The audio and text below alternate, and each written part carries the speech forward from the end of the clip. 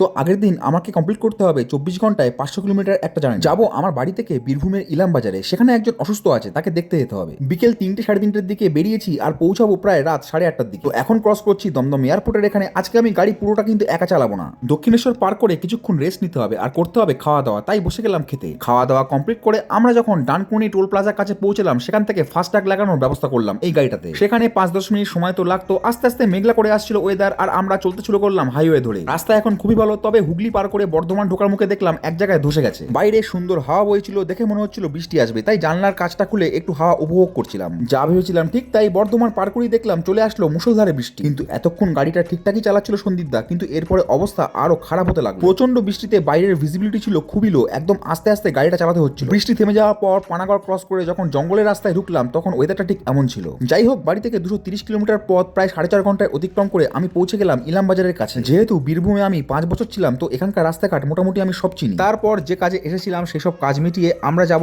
এখন চৌপাহাড়ি জঙ্গলের ভিতরে। এটা হচ্ছে চৌপাহাড়ি জঙ্গল। এখন বাজে প্রায় রাত 9:30। বৃষ্টির দিনে রাতের জঙ্গল একটা দারুণ কম্বিনেশন। চলে আসলাম আমার আজকের হোটেলে। বোলপুরে আসলে আমি বেসিক্যালি এই হোটেলটাই আসি। হোটেলটার নাম ভোরের আলো, যা সস্তায় পুষ্টিকর খাবার। রাত 10টায় হোটেলে চেক ইন করে পরের দিন সকাল আবার 10টার সময় বেরোতে হবে। লম্বা জার্নি। ভেবেছিলাম বাইকেই আসবো, কিন্তু বৃষ্টি হওয়ার আশঙ্কায় আসলাম না। এটা হচ্ছে দিনের বেলায় চৌপাহাড়ি জঙ্গলের সৌন্দর্যতা। ফেরার সময় ভাবলাম চিনার পার্ক দিয়ে ঘুরে যাই আর একটু হালকা খাওয়া দাওয়া করা যাক, সেজন্য চলে আসলাম আমিনিয়াতে। আমি তো ভেবেছিলাম গ্যাস সংকটের জন্য কলকাতার অর্ধেক রেস্টুরেন্ট বন্ধ হয়ে গেছে, কিন্তু দেখলাম না, বেশ ভালোই ভিড় আছে। আর নিয়ে নিলাম সুন্দর আমাদের মাটন বিরিয়ানি। মাটন বিরিয়ানি আর চিকেন বাটার মশলাটা খুব সুন্দর ছিল। তারপরে এখানকার পালকিতে চলে আসলাম এই গাড়িটার কিছু কাজ করাতে। গাড়ির মালিক কাজ করিয়ে নিল আর তারপরে আমি চলে আসলাম বাড়ির দিকে। চলো সবাই টাটা।